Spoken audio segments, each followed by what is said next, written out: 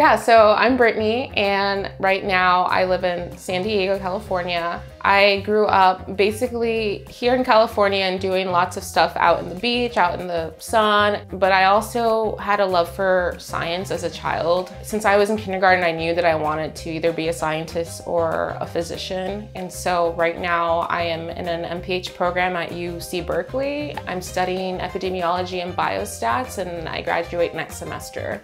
I decided to start making soaps last year. It's basically a hobby of mine that helps me relax in the nerdiest way possible.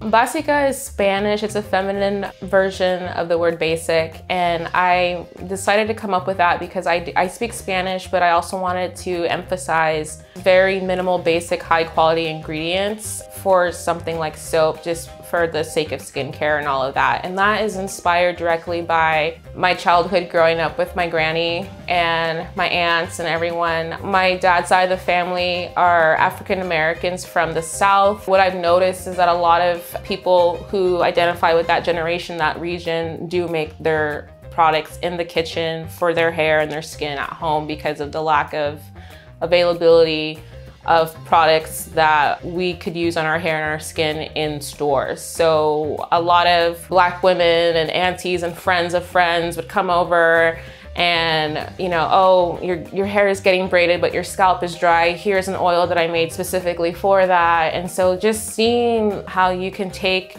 issues into your own hands and make something yourself without relying on buying things from the store was like very inspirational. And I kind of carried that into BÁSICA. And I have dry skin and dermatitis, so I make my own soap, I make my own lotion, and I make everything myself. And I feel like everyone is able to do that if they have the right information. So BÁSICA got started when I was stuck at home with the kids during quarantine. I was no longer gonna be in Berkeley. My kids were at home with me, and so we started doing melt and pour soap, which is a safer version of making soap from scratch. And both of my kids are extremely passionate about learning, and they're curious, and they love science. They always want to go to museums, and they are always in the kitchen helping me make food. So I decided to start doing this on my own in my free time from scratch because I also enjoy doing it. Another thing that's so rewarding is that you're making something that is going to be going on your body every single day. You're making it from scratch with good ingredients that you have in your kitchen already, while showing your kids how, you know, chemical reactions occur and how you can participate in STEM even in the kitchen. You don't have to be a scientist out in a lab to actually practice science. It's not soap without lye. You have to have lye to make soap, and I understand that there's a lot of soaps that say that they're lye-free, but in lieu of lye, they're going to put a lot of other chemicals that are not going to probably be the best for your skin. But also, saponification is the process that we're trying to reach for soap, and you can't really reach saponification without lye. And lye is a natural alkaline element that it seems like a harsh toxin, but it's really actually not going to be in the soap when you're using it on your body. So soaps are essentially salts. When the lye and the fat react together, soaps are a byproduct of that. It's a fatty salt that's a byproduct of that reaction. So I'm not familiar with how you can reach that without lye, but I really am passionate about just doing it the old-fashioned way. So this soap, I used organic, unrefined mango butter.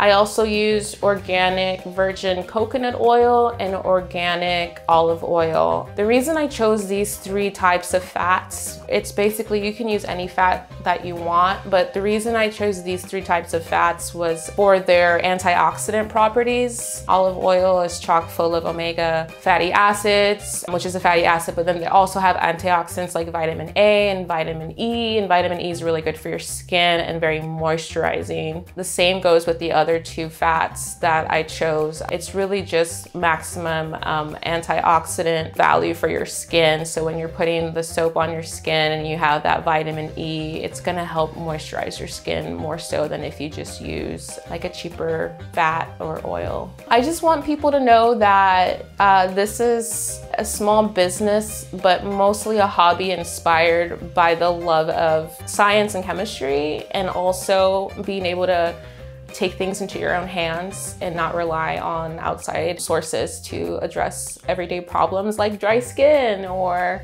wondering what you can do with your kids if you're stuck in the house for a year.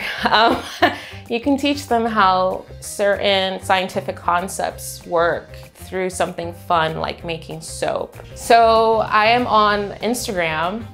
I do have an online store. It's basicasoap.com, and then my Instagram is BÁSICA Soap. Thank you so much for coming.